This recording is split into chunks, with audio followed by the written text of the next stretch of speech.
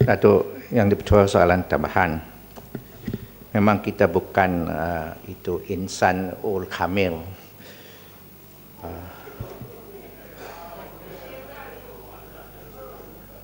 Ya, soalan.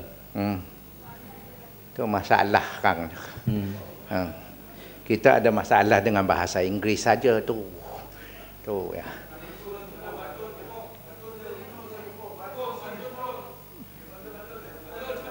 Sila. Ya. Bukan saja kita, adakah yang amat berhormat sedar bahawa bukan saja kita nak meningkatkan standard bahasa Inggeris, bahkan juga standard mematuhi kepada peraturan tetap di dalam Dewan pun.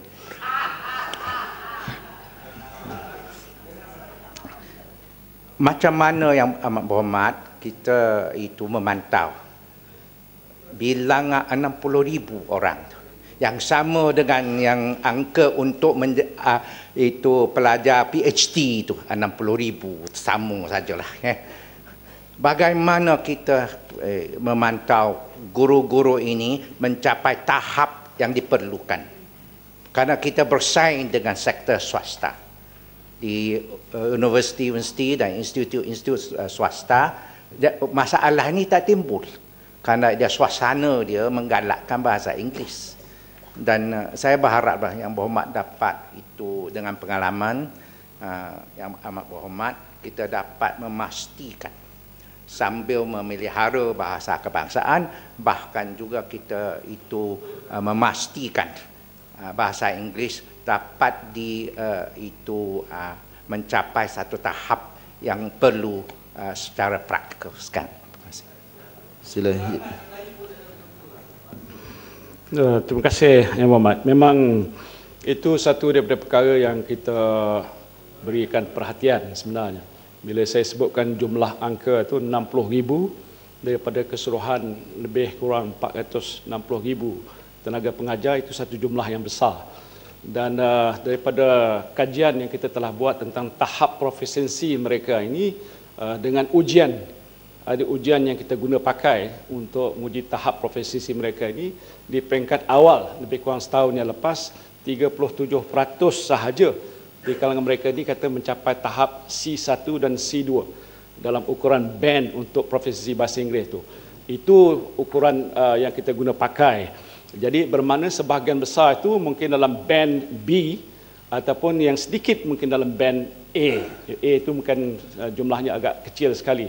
Jadi walaupun sebenarnya ikut pandangan pakar bahasa Tuan Di-Pertua di Eropah ataupun di UK yang saya pergi, mereka kata untuk non-native bagi kita di Malaysia ni, bukan native bahasa Inggeris, band 1 ataupun band B1 ataupun B2 itu sudah memadai.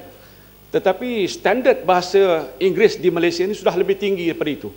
Jadi pengguna ataupun masyarakat sudah biasa dengan satu standard piawaian bahasa Inggeris yang jauh lebih tinggi. Walaupun di peringkat barat kata yang ada di Malaysia ini sudah cukup.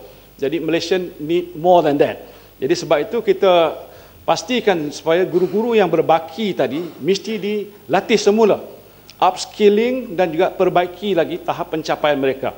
Dan ini kita monitor sepanjang masa dalam bilik darjah dan juga kursus-kursus yang kita buat berkala untuk melihat bagaimana prestasi mereka, terutama dari segi penyampaian mereka dalam bilik darjah, pedagogi dan sebagainya mestilah setara dengan standard yang telah pun ditetapkan. Dan ukurannya ialah outcome pelajar tadi. Kalau pelajar itu bila dididik oleh guru yang terlatih, apa hasil keputusan yang mereka capai, sama ada dalam peperiksaan awam ataupun ujian-ujian dibuat dalam bilik darjah. Kalau di situ dilihat ada peningkatan, bermakna guru ini sudah mampu untuk mendidik anak dengan bahasa Inggeris yang sebaik-baik mungkin. Itu yang kita lakukan. Jadi pemantauan ini perlu dibuat memang berkala dan perlu dibawa balik ke kursus upskilling sepanjang masa. Kerana saya sedar ini satu daripada agenda besar di peringkat Kementerian Pendidikan, ia untuk meningkatkan tahap profesionsi bahasa Inggeris di kalangan pelajar-pelajar kita.